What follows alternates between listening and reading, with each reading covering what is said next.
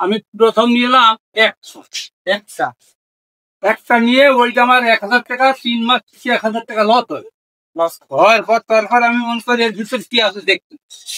তখন আমি একটা ধাড়ি বাচ্চা কিনি 17,000 টাকা ধাড়িয়ার বাচ্চা। অতীত থেকে আমার তৈরি, আমার এই বয়স আছে 20-21 বছর আছে আমার এই লাইন। মানে আপনার এখন পর্যন্ত 21 বছরের এক্সপেরিয়েন্স। এই যে এই লাভ, এই যে লাভটা হচ্ছে এই 200, মানে সামনের এই অংশটা উঁচক থাকার কারণে এটা এই যে জোড়া কান, এই যে কানও জোড়া হবে। এই যে ভেড়ার সুস্থতা ও উৎপাদনশীলতার জন্য শুধু মাঠে চরানোই মুখ্য বিষয় না, এর জন্য প্রয়োজন পর্যাপ্ত বিশ্রামও।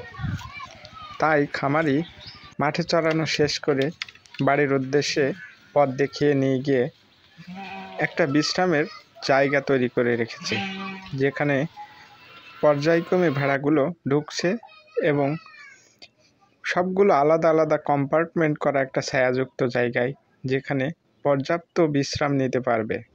কিছুক্ষণ বিশ্রাম নেওয়ার পর আবার মাঠের উদ্দেশ্যে রওনা হবে চরানোর জন্য। এভাবেই চলতে থাকে প্রতিদিনের রুটিন। এই জন্য ভেড়া সবসময় সুস্থ এবং উৎপাদনশীলতার কমতি থাকে না। ভেড়া পালনে আরেকটা গুরুত্বপূর্ণ দিক নির্দেশনা হচ্ছে সঠিকভাবে বাসস্থান নির্ণয় করা। এই বাসস্থানটা এমন হওয়া উচিত যেন মাটি থেকে 3-4 ফুট উচ্চতায় এবং খোলামেলা পরিবেশ, যাতে আলো বাতাস পর্যাপ্ত পরিমাণে ঢুকতে পারে। তাহলে ভেড়াগুলো সবসময় সুস্থ এবং উৎপাদনশীলমুখী হবে এবং পর্যায়ক্রমে বেড়ে উঠবে।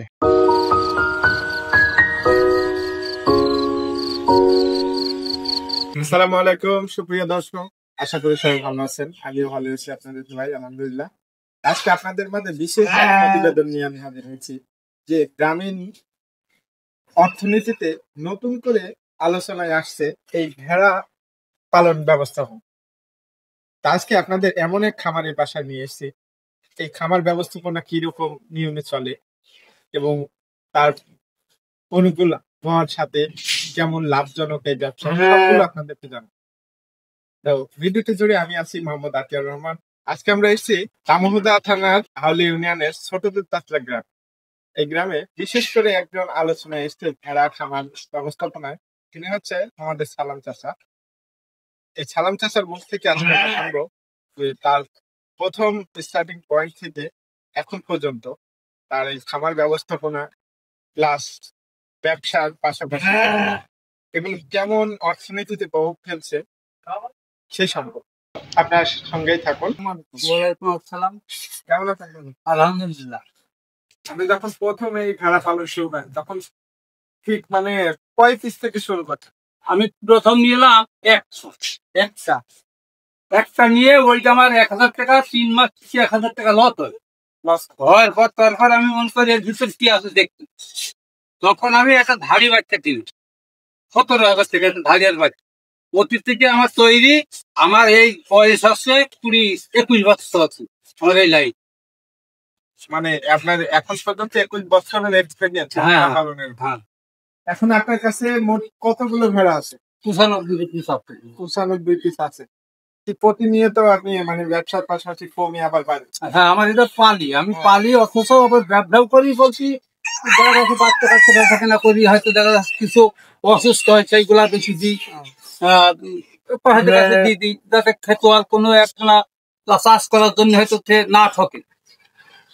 ওই জন্য যেটা অসুস্থ হয় ট্রিটমেন্ট দেওয়ার পরে দেখে যদি না হয় তো সেগুলো কষার কাছে সেগুলো কষার কাছে দিয়ে দেয়। আর বেশিরভাগ বেচা কেনা করি এই যে বাচ্চা, এই যে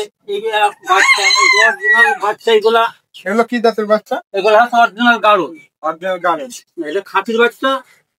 এরকম নিয়ে যাইলে বাচ্চা 1 পিস দাম 8,000 টাকা পড়বে। 8,000 টাকা আপনারা বিক্রি করেন? হ্যাঁ, বিক্রি করতে হয়তো দাম 9,000, হাটে বাজার হয় 9,000, দাম সব 8,000 টাকা। আর এই যে এগুলো কি গাভী? এইগুলো হচ্ছে গাভী।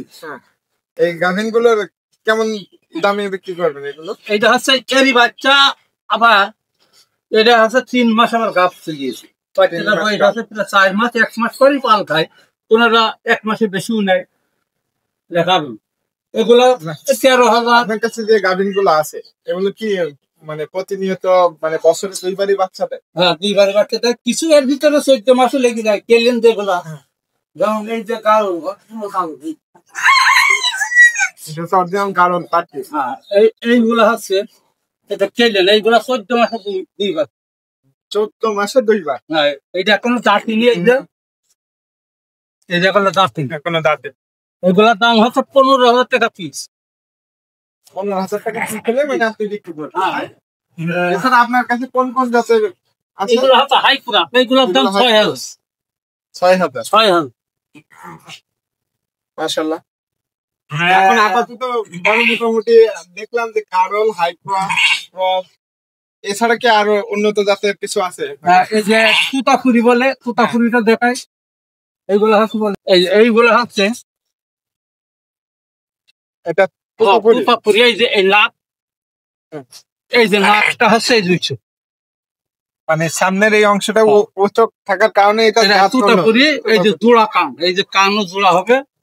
এই যে এটা গাভিন। এটা গাভিন কয় মাস? এটা 1 মাস মতো গাভিন। এই সুতাপুরি কি আপনার বছরে দুইবার বাচ্চা? হ্যাঁ, এই দুইবার বাচ্চা। দর্শক, এই একটা জিনিস আমরা বললাম যে জাত সম্পর্কে কিন্তু খুব ভালোভাবে আমার চাচা কিন্তু বোঝালো আপনাদেরকে, যে তোতাপুরির কি কি লক্ষণ দেখে আপনি জাত নির্বাচন করেন। আর গালন গুলা হচ্ছে এই যে এই হচ্ছে গালন, এগুলো হচ্ছে অরিজিনাল গালন। এই যে লেজ অনেক লম্বা, একদম মাটিতে ছাদেকা অবস্থা। এগুলো হচ্ছে গালন। এই যে এগুলো হচ্ছে গালন। এগুলো সব গাঢ়, গাঢ়গুলো সব লেজ লম্বা।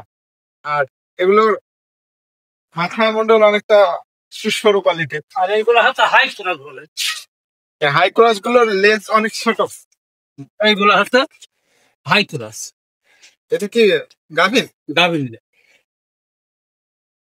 আর অনেকটা আমরা শুনেছি যে বছরে একবার বাচ্চা দেয়, সেগুলো কোন জাতের ভেড়া? ওই গালনের ভিতরে ওইগুলো কেলিয়ান জাত। বছরে দেয় না, 14 মাসে লেগে যায় দুইবার। টাইম একটু বেশি। 14-15 মাসে লেগে যায় দুইবার। আপনি এই ভেড়া হচ্ছে সারাদিনে কি একবারে নিয়ে যান না দুইবার নিয়ে যান? না, আমি 2 বার সরাই, সকালে নিয়ে যাই, নিয়ে 11-12টা পর্যন্ত নিয়ে এসে খামারে থুই দিই। এটা হচ্ছে দুপুর টাইমে রেস্ট নিই। আপনি খাওয়া দাওয়া শেষ করে হ্যাঁ, গোসল মোসল করে নিয়ে আবার 2টার দিকে ছাড়বো, 2 ঘন্টা 2.5 ঘন্টা সরাই। আবার এই যে আমার আপনাদের একটা জিনিস দেখাই, এই যে শাওনিটা, শাওনি কিছু ঘরে আছে, এগুলো পুরা গাভীর যে ভেড়াগুলো সেগুলো এখানে রাখা, যাতে তাদের থাকতে কোনো অসুবিধা না, সুন্দর পরিবেশ তৈরি করা। দর্শকবৃন্দ, আজকের ভিডিও এই পর্যন্তই। পরবর্তী ভিডিওর জন্য অপেক্ষা করবেন অবশ্যই।